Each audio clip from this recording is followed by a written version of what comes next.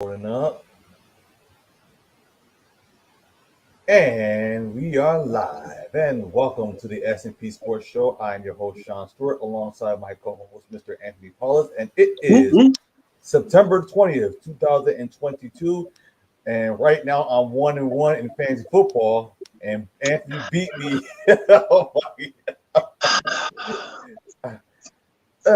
I know. I'll play you again in a different week anyway. So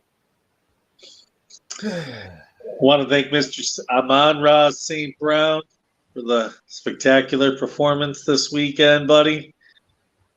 Close to 40 points. Thank you. And also, Tua actually had a field day in fantasy football this Sunday. That could be a breakout game for him because he's got some weapons now, and he's finally utilizing those weapons. You know, that Dolphins defense couldn't stop nobody the first three quarters of that game. Unbelievable. When they won that game. And I can't say the word specifically, but in the post-game press conference, they were talking about a certain kind of play. Oh, my goodness. I don't know if you saw that, Sean. I don't think I saw that, no. It's a four-letter word with it, a blank it play. Oh, okay. And it ignited the Dolphins' offense. Hey, let me say this. The McDaniels guy, the new head coach for the Dolphins, the guy always looks like he's high. Okay? Seriously.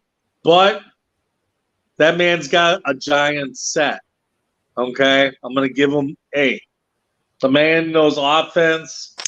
Hey, that was a career breakout day for Tua. And, hey, if I'm the Dolphins, I'm airing it out like that. You got Waddle, you got Hill, you got Gesicki. Wow. Air the damn ball out. You've got weapons. Stop being all conservative and air that out. Air it out. You proved you can put points up. Yeah, you only put up 20 points the first weekend the Patriots and you beat them, but you didn't air it out. Granted, you probably wanted to be a little conservative first game of the season. You don't know. It's Belichick. Got to give some due respect there, but damn, air it out.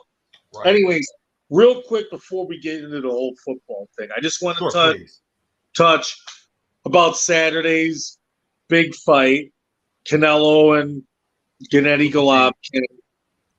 It's not the fight that people expected, and Father Time catches up with everybody athletically. That's true. It's catching up with Tom Brady, doesn't have the arm strength he once had, and he admitted it on Sunday while playing the Saints.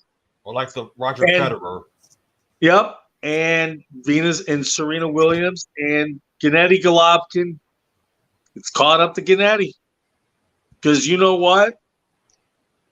That fight isn't what I don't think a lot of fans expected. I think it was somewhat of a tactical chess kind of a fight. It was kind of a dud. Wasn't really super entertaining. And to be honest with you, I don't really see much improvement for Canelo. And I don't think right now, if you told me that he was going to win a rematch against Bivol, I just wouldn't see it happening. David Benitez is calling him out. And I'm sorry, Canelo, but you have fought lesser fighters than David Benavidez. Either you're going to fight Bivol, or you're going to fight David Benavidez, or you need to fight Jermell Charlo, which would be the softest of the three opponents that he probably could have. So I'm just going to say it right now. Most likely, if the Bivol fight falls through, Canelo will probably face Jermell Charlo and force Charlo to move up to 168 because he's the softest of the capable guys that people would pay for a pay-per-view. Anyways, that's just my thoughts about Saturday, about Saturday's fight. People don't forget about Bud Crawford and Errol Spence happening in November, and this weekend Shakur Stevenson fights also. Anyways, let's get back to football. Let's talk college here, because let's just get through all the college, and then we'll transition to the NFL, because there's a lot to talk about. Cupcake weekend is over. Right. It was not that good. It was terrible. Actually, you know what? Well, the earlier game, yeah, but the later game. Let me say this. It wasn't really exciting till the late games. The late games actually provided some drama. Okay? Michigan State getting smoked in Washington. I took Washington in that one. Okay. I mean, the point spread was only 3, and I think, and Michael Penix looked great in that game. He looked great, and in the Michigan State pass defense, it's going to be in a world of hurt, folks, against teams that can air it out. Hey, I'm impressed with the second half that they had and the comeback that they mounted, but it was too late by then. The run defense looks good for Michigan State. I'll say that much, but that pass defense is awful. It is atrocious. And then Florida almost lost to South Florida. Michigan right now, if they faced Michigan right now with the way JJ McCarthy's playing, JJ might go for 600 yards. And my dogs are even saying it. 600 yards. Right. You know your dog, Howie. And that's Florida right. Barely won South Florida. So Florida did not look impressive this weekend. Eastern Michigan, the first MAC team to ever go on the road and win a game at a Pac-12 school this weekend. And Herm Edwards was fired. Exactly. And Arizona State already under investigation. So, at this rate, the Pac-12 is hurting. It was nice to see Oregon bounce back with a big win against BYU. Hey, that was the prove-it game for BYU, okay? It was. Because BYU beat Baylor the week before at home, okay? Right. If BYU would have gone into Oregon and somehow pulled that game off, the rest of the schedule, besides Notre Dame, looked pretty favorable to run the table. And BYU, but now that they lost, the national title contention is done. So Notre Dame's out, BYU's out. I don't really see an independent handling business now in that aspect. Baylor's out of it. So you've basically got maybe both Oklahoma State for the Big 12. Right. Realistically, USC in Washington from the Pac-12 still kind of in it. What the Pac-12 conference look like as the weeks go by. Exactly. I mean, and then you got obviously the heavy hit. Penn State with an impressive win as Dr. I had Penn State in that one because Dr. SEC was talking about that. Yes, he did. We talked about it on Tuesday, and Dr. SEC hit that one right on the head. So props to Dr. SEC on that. With that, Arkansas had a little bit of a scare, though, going into that fourth quarter against Missouri State, though. Right.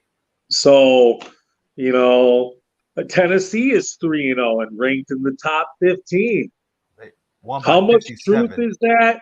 Or is it just soft scheduling and the win over Pittsburgh before they truly get to the meat of the schedule here? This is a big game for Tennessee. You speak of Florida. This is a big game this week. Tennessee and Florida. Oh, I can't wait for that game. This is the first time that those two teams have been ranked and playing each other in a very long time, where both teams are ranked in the top 25 and playing. This game at this point in the season means more to Tennessee, I feel, than it does Florida. Because if Tennessee wins, they go to 4-0, and then they can establish some real momentum. You know, I mean, obviously, they're playing Alabama. You got Arkansas. You got a lot of meat into your schedule. See where it leads. I think this game means more to Tennessee than it does to Florida. So I think that's on the horizon. So, I mean, we have the top 25 schedule out there, Sean. Yes, we do. Let's go from top to bottom. All right. So we got Georgia at 1. Who will be playing this week? They'll be playing Kent State. That's a noon game. Okay. Let's just go ahead and just write that one off. Okay. Number 2. Another one is Penn State and Central Michigan. That's a noon game, 14th ranked. Got to take Penn State. Penn State looked really impressive against Auburn. They got a gift in the W against Purdue. That much I will say. Purdue should probably be undefeated. They should have won that game at Syracuse on Saturday. They gave that game away late, just like they gave Penn State away late. So, what else do we got on the docket? We have 10th ranked Arkansas and 23 ranked Texas A&M. That's a 7 o'clock game. Well, Texas A&M beat Miami. Not a lot of offense in that game. And Arkansas, were they overlooking Missouri State, a Bobby Petrino-led team? Or do you think they were overlooking them, looking forward to this game against Texas A&M this week? I guess we'll see on Saturday. I'll say this. Texas A&M better be able to score some points or they're going to get whipped. I'll take Arkansas in that game just based on the offensive play right now of Texas A&M. I mean, I'm not saying the Arkansas defense is world-shattering, but right. At least Arkansas can put up points. Texas A&M hasn't really proved it. Then you also got 8th ranked Kentucky. They'll play Northern Illinois. That's a 7 o'clock game. That's probably like an SEC network game. That probably is. I'll take Kentucky. Kentucky should win that game by double digits. Then you got 12th ranked North Carolina State facing Connecticut. Of course, Connecticut got smoked with Michigan, so that shouldn't be a surprise. They'll probably get smoked again really worse. They'll probably will get smoked. To be honest with you, out of the 3 games Michigan has played, I thought UConn looked the worst. Especially with that offense. It's really bad. It's so bad they're probably not going to make it to a bowl game. Oh, UConn will not make it to a bowl game. I think their only win was against an FCS school, not even a Division I AA Division I school. It wouldn't surprise me. So I don't know what the spread is, but it's got to be high. It has to be. It's more likely to be a double digit. It'll probably be a 30-point win at least. Oh, we got another one. 5th ranked Clemson and 21 ranked Wake Forest. That's a new game. This game is interesting because this is the first time that these teams have ever played against each other where both teams are ranked. For real? Wow. I believe that is what I saw. Let me check that out. Let me do that research. I will say this. Clemson has looked good so far. Wake Forest has looked okay. Because it's been a while since Wake Forest has been relevant. This game means a lot to Wake Forest. Wake Forest could somehow do something. This could really put Wake Forest on the radar. I mean, I believe Wake Forest last year made it to the ACC title game, I believe. I remember. Let me check that one. Let me check that stat. I believe because the ACC was weak. It's not really earth-shattering right now. I mean, I know Florida State is 3-0 after that 38-31 win at Louisville. Right. But this game means a lot to Wake Forest. I mean, and I guess you could say to Clemson in terms of national title hope aspirations and playoff. I mean, they need these other ACC teams to They need some teams to step up and be ranked. You know, they need North Carolina State to do good. They need North Carolina. They need Wake Forest. They need Pitt to have good records. Can't have a bunch of 6-6 teams and then you sit there at 12-0. The ACC championship game. You were right. They were in the ACC championship game. They lost to Pittsburgh. Yeah. So this game means a lot for Wake Forest because it's the first time they've ever been ranked against a ranked Clemson team. I think this game has some meaning, and we'll see if Clemson gets tested. And then Wake Forest plays Florida State. I want to know how good that Clemson defense is. We know the offense is good. How good is that Clemson defense, Troy? Because last year it was not good. It was not good. In fact, it really hasn't been good the last 2 years. How good is the Clemson defense? That's what I want to know. And then Wake Forest plays Florida State next week on the 1st. So, that's going to be I can't wait for that. Right there, back-to-back games against undefeated teams. If Florida State stays undefeated after this week,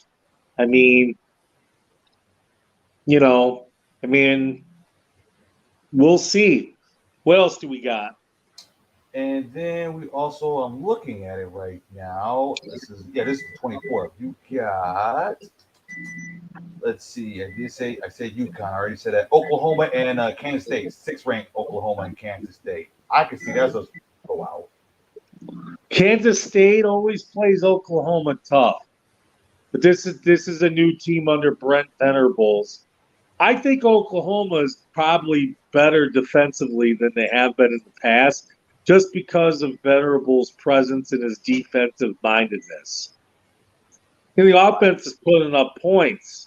Oh, no question. The knock on Oklahoma is always their defense. Okay, because they give away a lot of points. But I think Venables is going to add something to the defensive element with Oklahoma. I'll take Oklahoma in that game. I don't think Kansas State is as strong as they've been in the past. Right, especially with their former head coach. They're going through some turmoil right now. Then you also got 18th ranked Washington and Stanford. That's a 10:30 p.m. Eastern time. I'll take Washington because if they play like they did against Michigan State, they should be able to beat Stanford. Right. So I'll take Washington. Then you got 7th ranked USC. They're going to Oregon State. That's a 9:30 game. I'll take USC. Oregon State doesn't really show it much. Right. Then, we forgot 17th ranked Baylor and Iowa State. 17th ranked who? Baylor. Close game. I'll say that game could go either way. As long as Baylor don't screw it up. Baylor should win, but I think it'll be closer than people think. And then you got the Hurricanes, 25. They placed Middle Tennessee. Because Middle Tennessee has a history of upsetting teams. I don't think this Middle Tennessee State team's gonna upset Miami. This team's more towards the bottom of the barrel this year. Then you got 3rd ranked Ohio State will face Wisconsin. That's a 7:30 game. That's ABC, of course. Because ABC won if that game was at Wisconsin, I think it would be a bit of a challenge. But this is in Columbus. So all you got to really worry about with Wisconsin right now is just shutting down Brandon Allen. Okay? You shut down the run game with Wisconsin, their passing game isn't that good. Now, this quarterback that they have, Graham Mertz, was supposed to be like their wonder savior, like the best quarterback that they're supposed to have had since Russell Wilson. Okay? Right. And it hasn't panned out. It has not worked that way. I mean, they lost at home to Washington State 2 weeks ago. Unacceptable. Okay? Unacceptable. He's put up 13 points at home, and Brandon Allen only had 98 yards. Now, Washington State's going to come into your crib and do that, and then you got to go on the road in a primetime game In the horseshoe? against the team down south. I don't know what the point spread is. I can check Well, that. For you. I bet you it's got to be over 20 points. I'm gonna check that right now while I haven't looked at the spread. I'll say 25 points. because there's a website called OddsSharks. Yeah, my guess is I'll say 24. I'll say 24 points. I don't know what the spread is, but there's no way Wisconsin's winning that game Saturday. There's no way. I don't know what the spread is, but Wisconsin cannot throw the ball. Wisconsin will be lucky to be down less than 10. Okay, I got it. So right now, first it opened up as a 17, now it's 18. Okay. People go ahead and take the over, take Ohio State and give up the points. This will be a blowout. Okay. That should cover. Wisconsin has no passing game. None whatsoever. I think people are just, the gamblers out there in Vegas, I think they're just a little bit low on Ohio State because they only put up a minimal amount of points on Notre Dame. But I think Notre Dame has a good defense. But they just don't have an offense, and then they're stuck on the field too long. Okay? I think that Notre Dame defense is pretty good. Okay? And they're coached well. But that offense they have no real NFL talent at wide receiver. They have a stud tight end, an average O-line, and an average running back. And now, the quarterback play wasn't all that great at Notre Dame either. So now here's another one that's like a big. I'm going to go ahead and just tell you right now, take Ohio State in the points and run with it. Now here's a big one I saw. Alabama was favored by 41 points against Vanderbilt.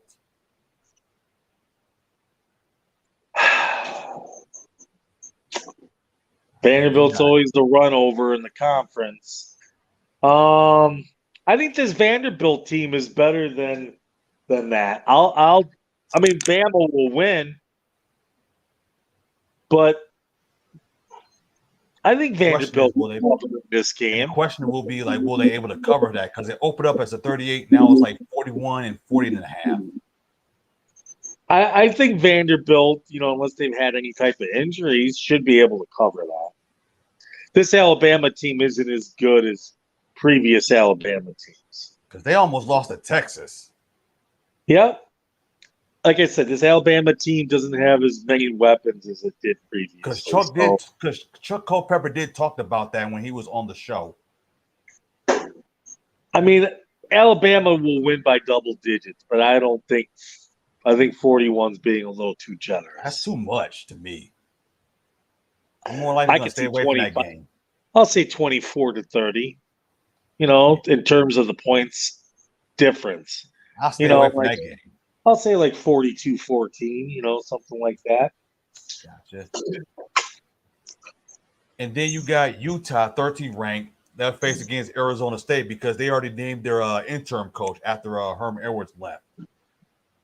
But I don't think Arizona State is going to get any better because of their investigation and stuff. Because when the last time Arizona State has been relevant? It's been years.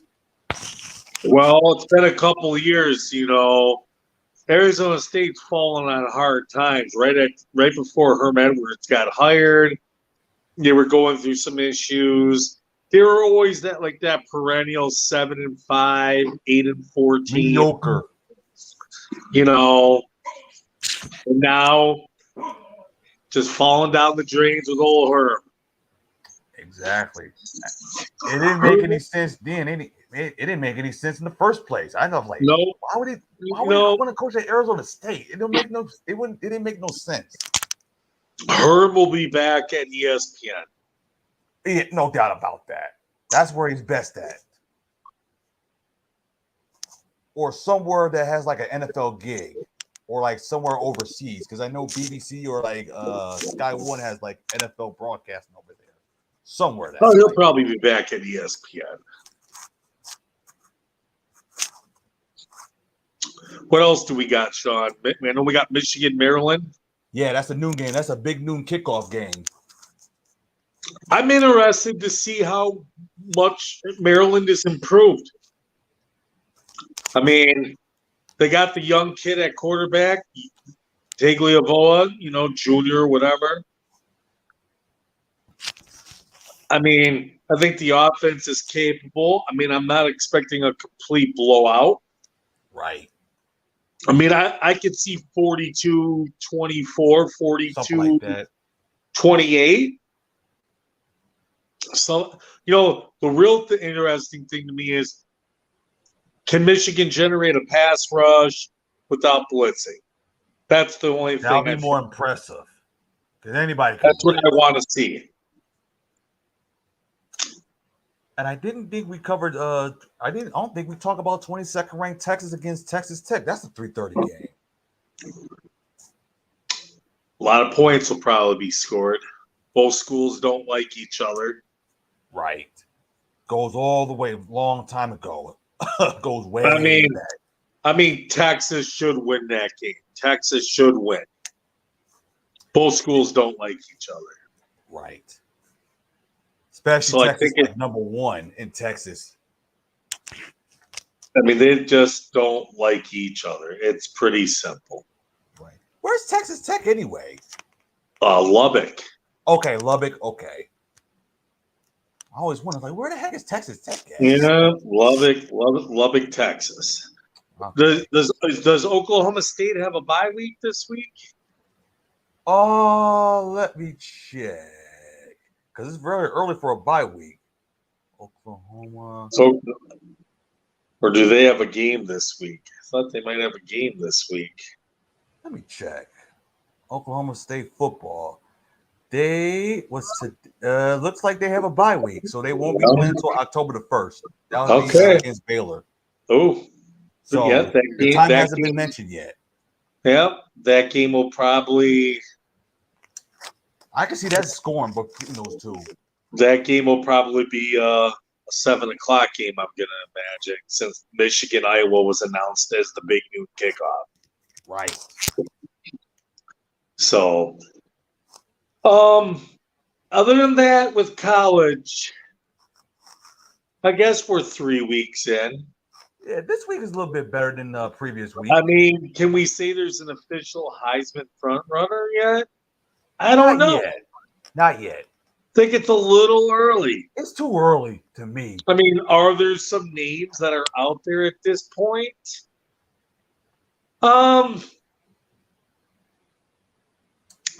Caleb Williams, C.J. Stroud, of course, Young, Bennett from Georgia's probably in the lead. Let me look at the odds for that. Odds for the Heisman Trophy. J.J. McCarthy's probably in the top 10 right now, I would imagine. But, it's probably all quarterback so far. My guess is that it's all quarterbacks right now. No running back or wide receiver, I think, is truly taken over. I don't see that. So right now, here's how they have it in order. So number one, this is from FanDuel. So number one is C.J. Stroud. Number two is Caleb Williams at plus 300. Bryce Young is plus 500. Stanton Bennett is plus 1,500. Dylan Gabriel from Oklahoma is plus 1,600. And J.J. McCarthy is plus 3,000. This is from FanDuel. It's probably I'd probably put the money on Caleb Williams right now. Seriously, I'd put the money on Caleb Williams because when USC plays Utah, I think is that game next week? I believe it is. Oh, let me. Or is that this week? Let me see, because USC plays somebody. So let me check right now. Is that game this week or next week? I know it's soon. I think it's. I want to say it's next week. Let me check. Man, that's really the first true test for USC. Right. because you did beat Stanford. So good news for Stanford that. is not what they used to be. And if I was Stanford, I think David Shaw's got to be that seat's got to be a little hot right now. Right, because he's been there for like, I want to say like 10, and 13 years. the program has kind of gone downhill. You said USC and what? Utah, right? They won't be playing until the 15th. On the 15th. Okay, that's so going to be Utah. That's going to be the true test. Them and Oregon, if Oregon's on the schedule. That's more likely going to be like a primetime game between those two. Them, Oregon, and UCLA's even 3-0 right now. They escaped by the chin of their chinny chin chin this weekend. I haven't heard that term in a while. That's because nobody was at the game, Sean. Exactly. And Rob Parker made a joke about that. Hey, Troy Aikman was pretty livid about it. So nobody was at that game at the Rose Bowl Saturday. Rob Parker made a joke out of that. I bet he did. He did. Because he was like, nobody didn't come to the game. It's like, it's a team that nobody never heard of. Come on. Yeah. It is what it is. So yeah. Go ahead. Let's get into the NFL here, and then we'll get into our first off, I want to give a shout out to Nerd Drink. Nerd Focus with the Nerd Drink, exactly. Doing their thing for us. So always much love to those people. With that, so go out and support them. And give that beverage a chance. There's a couple different flavors out there. Give it a shot. So, all right, let's get to the NFL. Let's talk about week 2. Where do we want to start? The highs or the lows? Let's start with the Sunday games. The Lions, we said the Lions was going to win. Okay, I guess we'll start at a high. Hey, the offense and the defense looked great in the first half. Aiden Hutchinson had 3 sacks. But once you go into prevent, the only thing you do is prevent yourself from winning. And they kind of went in the zone and softness, and the Commanders inched their way back in. Adjustments do matter, as it was seen in that game in the second half. I mean, Washington put up a lot of yards and points in the second half. Not enough to win. Right. But let me say this, Amon-Ra St. Brown is the truth, folks. NFL record for most games in a row with 8 catches or more. He is. Because if you had him on your fantasy football, he gave you a lot of points. Well, that's why I drafted him, Sean. That's why, he led Team Paulus to a victory this weekend. It happened. 116 yards. Let me just ask, Sean, because you're wearing the aviator sunglasses and all, like it's Top Gun. And I hear Highway to the Danger Zone in the background. Do you have your shades drawn in your house after that loss this weekend? Because no, you don't want people to know that you lost, like it was like anything. I'm just asking. The question, There's no shame in losing to me in fantasy football. There is none. It's only one game, so okay. It's early. I'm just making sure, it's kind of a little dark in there. You're wearing the Top Gun sunglasses and all. People might want to give you a call sign at this point. So I'm just saying here. There was another game. I figured Jacksonville was going to win that game against the Colts. But I actually had to take that one because, as I talked about in this show, the Colts defense during our preseason. So I didn't pick them to win that division. Okay, it's the worst division in football, especially in the AFC. It's crappy. But the Colts are lost. They are just lost. Other than Jonathan Taylor, it's like that team is just dead. I don't care if it's Carson Wentz. Matt Ryan did not look good at all Sunday, but that offensive line just looked absolutely atrocious Sunday. It's really horrible. It is not good. It is. If you shut down the run on the Colts, if you force the Colts to throw the ball, it's going to be all types of hurt. And then they the Jaguars defense played great. They had a nice run by James Robinson. Nice to see him back from injury. Christian Kirk is balling out. You know, Doug Peterson looks like they might have got that coaching hire right in terms of a turnaround compared to the fiasco of last season. Everybody knew as soon as they hired Urban Meyer that made no sense. It was going to be a disaster. Just it was a throwaway season. It was terrible. Terrible. I think this Jacksonville team is coached better. I think Trevor Lawrence looks more comfortable out there this season. Still needs a little bit more of an offensive line. Could use another wide receiver. Definitely needs a tight end. Oh, yeah, because I can't even name the tight end for the Jacksonville Jaguars. It's not even a legit Not Mercedes Lewis, folks. That's for sure. Exactly. So it was nice, but the Colts they don't look good. Not at all. Another one, you had the Patriots beat the Steelers because you said before the season started you weren't confident in Mitchell Trubisky. I'm not really confident in either quarterback, Mac Jones or Trubisky. Let's be honest. Let's talk about that.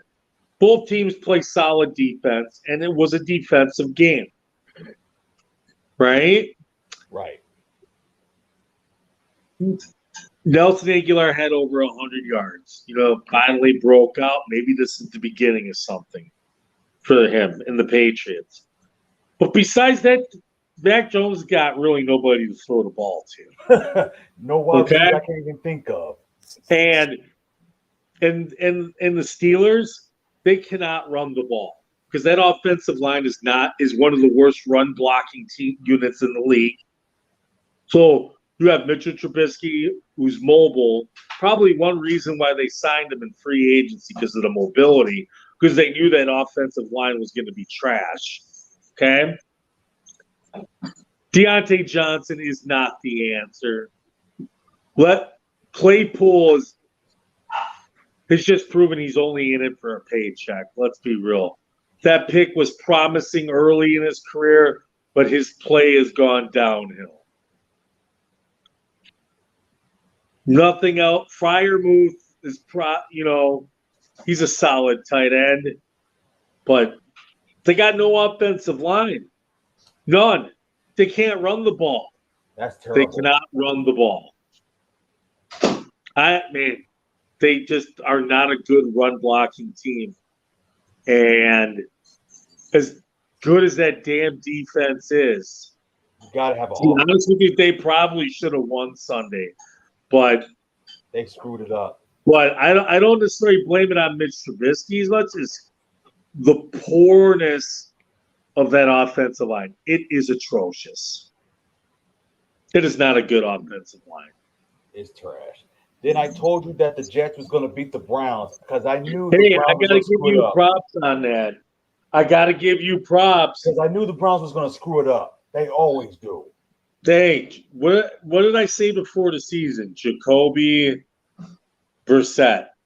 Let me tell you this. Nobody got a happy ending in Cleveland on Sunday, okay? Nobody.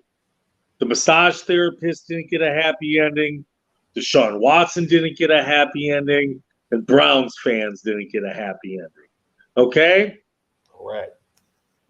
So, they let old man Joe Flacco go in there and guide the Jets to 14 points in a minute and 22 seconds because they got the touchdown. They got the onside kick. I was watching a Sunday Ticket with the Lions fan club here in town. And I'm like, oh my God, the Browns got the ball in the onside kick. It was like a really funky onside kick, and they somehow recovered it. And it hit a Brown, and the Jets got it. And as soon as it happened, it like demoralized the Browns. Like you could see the power just getting sucked out of their life force. You just saw it coming. That's what I And did. the Jets played with some heart, and they persevered, and they stuck it out, and they won. And the Browns put up 30 points. You'd think that the Browns' defense was better than this, but obviously, guess what? Besides Myles Garrett, that defense isn't much, okay? Because secondaries and all that. And Jadeveon Clowney, he's stealing money. He's stealing it. Like Man, Robin, I'm sorry, but underachiever, man. Living off past glory. The Browns should have probably known better than to re-sign him in the offseason. I don't know You why. got the 1 year, but to bring him back once, shame on me. Even though he had 9.5 sacks last year, but you knew that production wasn't going up. You got your year out of him. Not smart. This is a throwaway season for the Browns. I don't care what they say. It's a throwaway. Because once you start playing better teams, you ain't putting up 30 points. Oh, I heck. don't care. You got two talented backs and you're wasting them. You might as well trade one of them And get some better draft picks. and get better and then just save yourself the cap space and move on. Exactly. Because at this point, you're not doing nothing this season. And then also, I also said the Miami Dolphins is going to beat the Baltimore Ravens because I said on Thursday's show, the concern I have with Baltimore is their defense, because their defense, the Ravens defense, do give away a lot of points. Man, that's secondary. Last year they were hit by the injury bug. Yeah, I agree. But this season, that's not an excuse for getting the top blown off your door, particularly in the fourth quarter like that. That is bad defense. They put up more than enough points to win that game. That defense blew that game. Hey, and let's give all the credit to the Dolphins because they were down and they said screw it. Well, they said something else with it, but I'm not going to say it. We're not going to say it. But they said screw it. And they just aired the damn thing out to Waddle, to Hill, to Waddle, to Hill. Both of them had 11 catches and damn near 370 yards between them. And Gesicki got a ball. I mean, Tua had close to 500 yards? He had 6 touchdowns. I mean, the man aired it out. The reins are off finally. Let Tua do his thing. Mike McDaniels, man, the man's got a big set. The Dolphins have weapons. It's time to use them. Air it out. Spread it out. Because your running game isn't the best, but now that you got those weapons, now you can open up the underneath passing game to your running backs. Now you're telling teams that they can't put 8 in the box against you with Hill and Waddle out there, and you're going to blow the damn doors off. Teams might be reluctant to put 8 in the box on you now, and you got Gesicki there. It's time to basically be Chief South is what it is. Be Chief South. Let Gesicki be your Travis Kelce. Let Hill be Hill, and then you got another weapon in Jalen Waddle. He's always been terrific, Jalen Waddle. So you need to just air that ball out and let the run set up the pass. I mean, the pass set up the run, not the other way around. Because if you can air it out like that, the lanes will be open to run the ball and to throw screenplays to your running backs and then some. So, hey, I don't think Dolphins fans have been this happy in a long time. Especially when you're 2-0. 2-0 in the way that they beat the Patriots. And then the way that they did this past week was just crazy. Right. They're tied with the Buffalo Bills. They're 2-0. And They play each other this week, but we'll talk more about that on Thursday.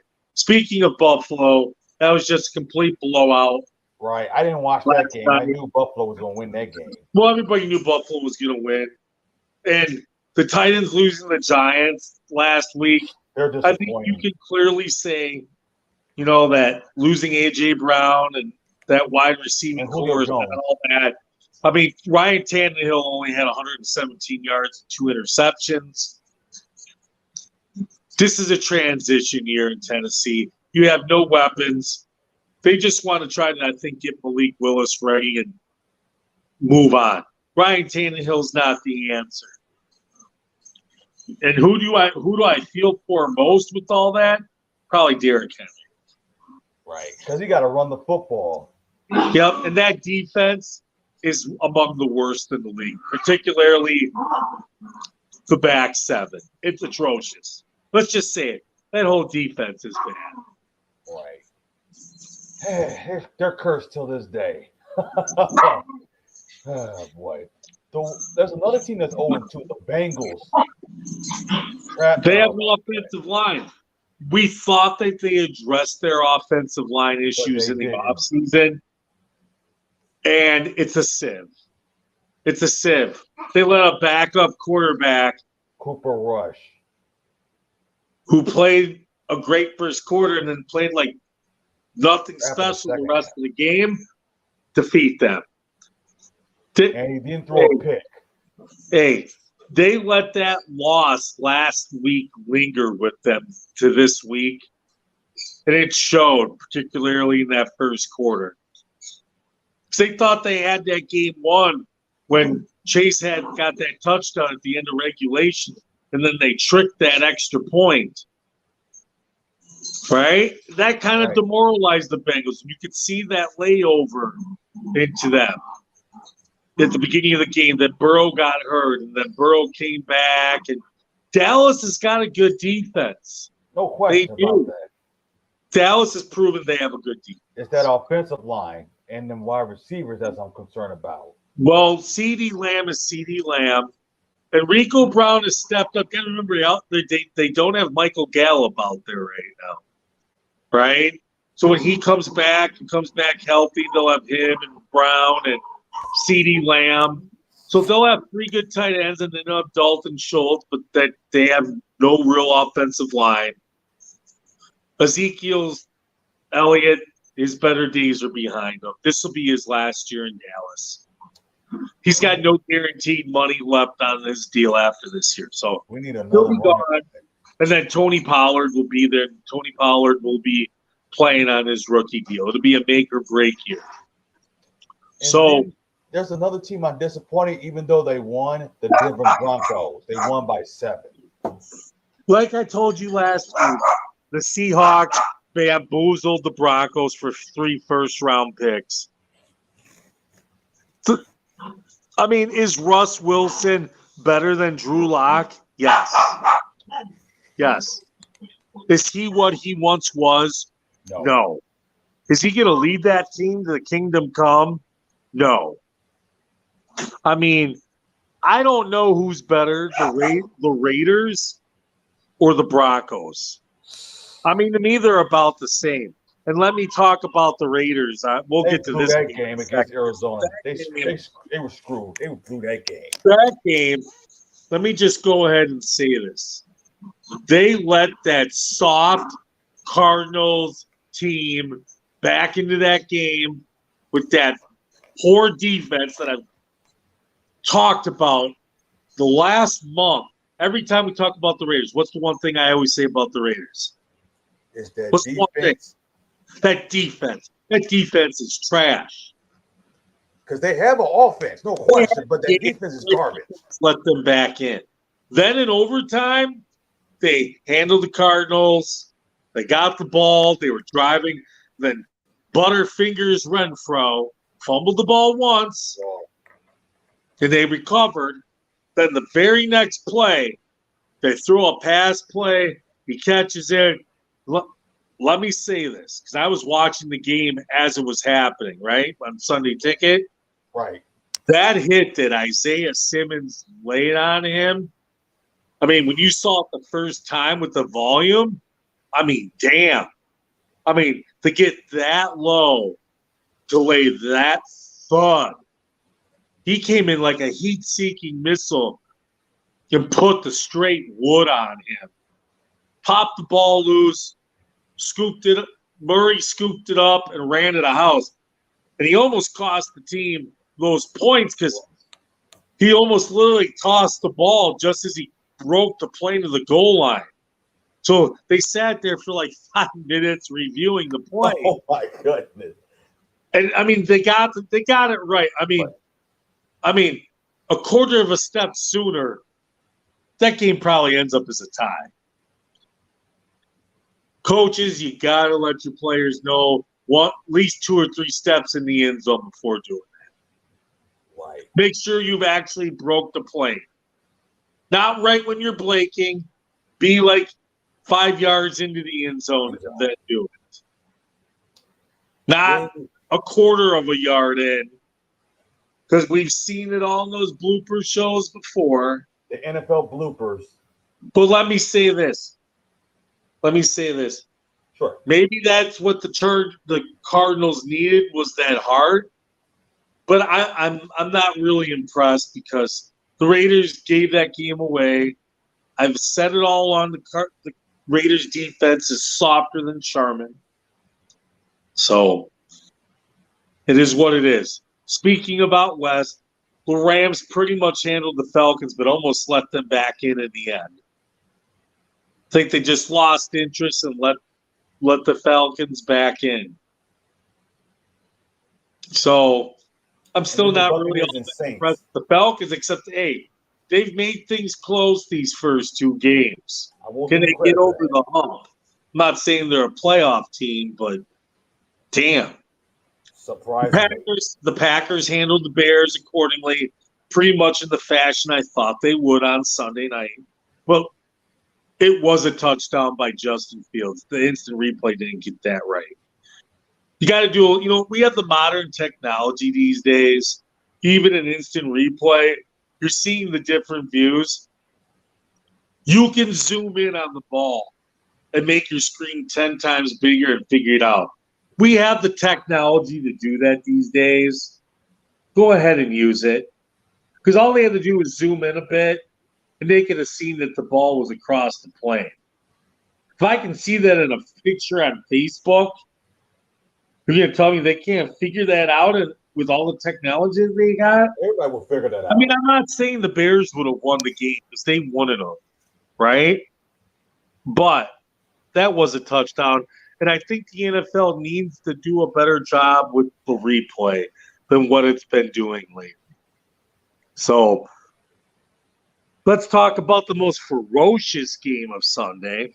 Buccaneers and Saints. Man, these 2 teams just got no love for each other, particularly Mike Evans, who was suspended for 1 game today. He made an appeal for that suspension. He's going to make an appeal because they're playing the Packers on Sunday. You know what? And if he's got to serve that appeal, it'll happen during a week where the Buccaneers are playing some scrub team. It'll fall into favor. It always does, right? Right. So, who did that benefit more? I think it benefited Tampa Bay more that Lattimore was out the gate because it forced the Saints to adjust. Because that's their number 1 corner. Now he's out of there, and then you got to, I think that benefited Tampa Bay more because Tampa Bay, nobody was really moving the ball. Let's say this, the Tampa Bay defense looks better than it did last year. I will agree with that part. Tom Brady doesn't have the arm strength he once had. Because there was no touchdown until the 4th quarter. Man. Yeah, and you knew Jameis Winston was going to give the ball away at some point. I feel bad for Saints fans for having Jameis Winston for paying all that money because he threw 3 interceptions. You know what? But the Saints as an organization have done it to themselves. Knowing that Drew Brees was going to retire, and they've stuck with this Jameis Winston, then Taysom Hill this absurd amount of money, which makes no sense. Makes no sense at all.